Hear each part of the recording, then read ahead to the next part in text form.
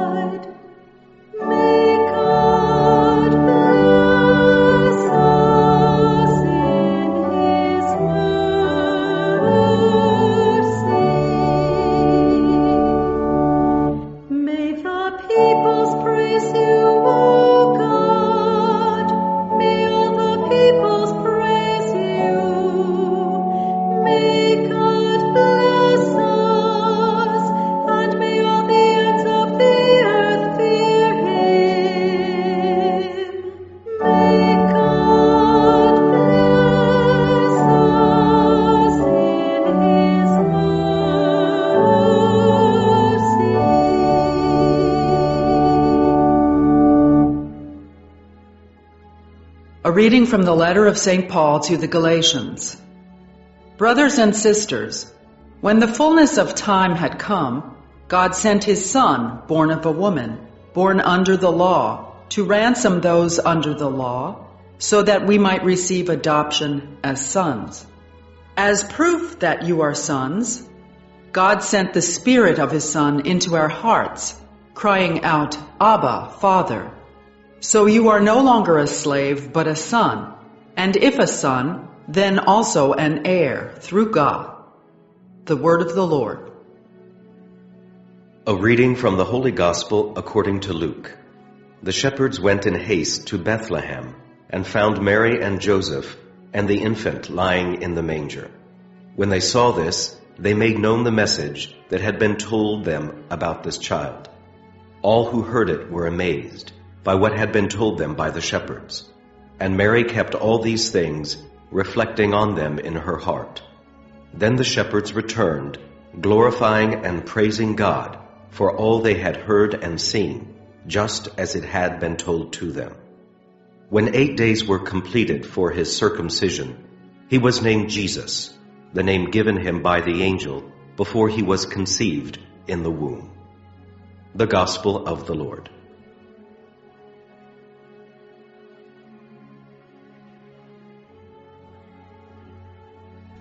January 1st, the Solemnity of the Blessed Virgin Mary, the Mother of God.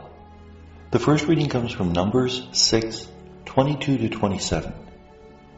This is a blessing that the Lord gives to Moses to pass on to Aaron so that Aaron might bless the people. May the Lord bless you and keep you. That we want to be protected by the Lord, and that's what is being wished. Let his face shine upon you. That we want to be able to look and see the face of God.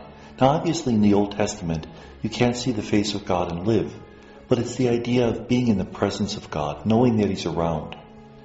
May He look upon you kindly and give you peace. Not only do we want to be able to look upon God, we want Him to look upon us and to give us peace. Shalom. Remember, the word shalom in Hebrew is much more than just the absence of war. It's a peace that's so profound that the lion will lie down with the lamb, that we'll experience it to the depths of our being. The second reading is from Galatians 4:4-7. We're celebrating the feast of Mary, Mother of God.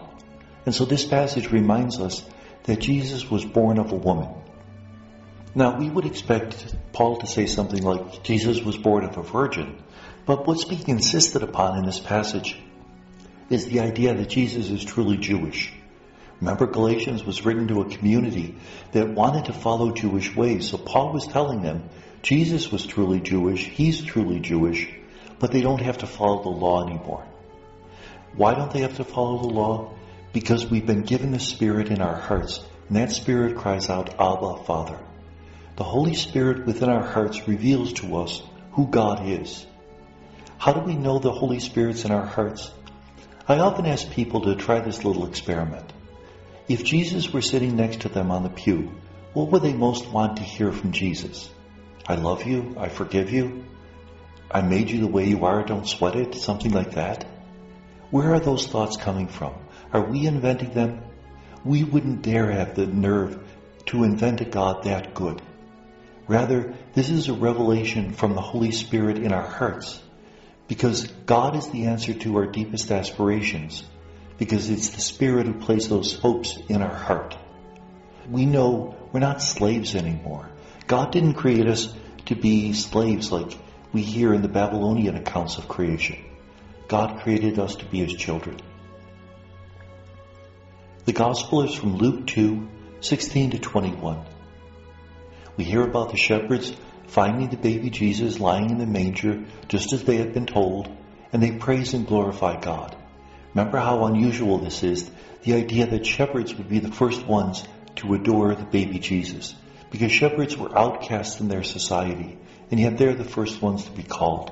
Because the Gospel of Luke is written especially for the Anoim, those who are broken, those who recognize that they have to hold on to God for dear life, because otherwise they're not going to make it. We also hear that after 8 days, Jesus was circumcised. In the Gospel of Luke, Mary and Joseph are good Jews who follow all the prescriptions of the law. And typical of the ceremony, He's given His name, Jesus. That name was delivered by the angel. In Aramaic, it's Yeshua, which means Yahweh saves. Jesus already contains in His name the message of His life, to proclaim to us the salvation that Yahweh has sent us in His own person. And may God bless us.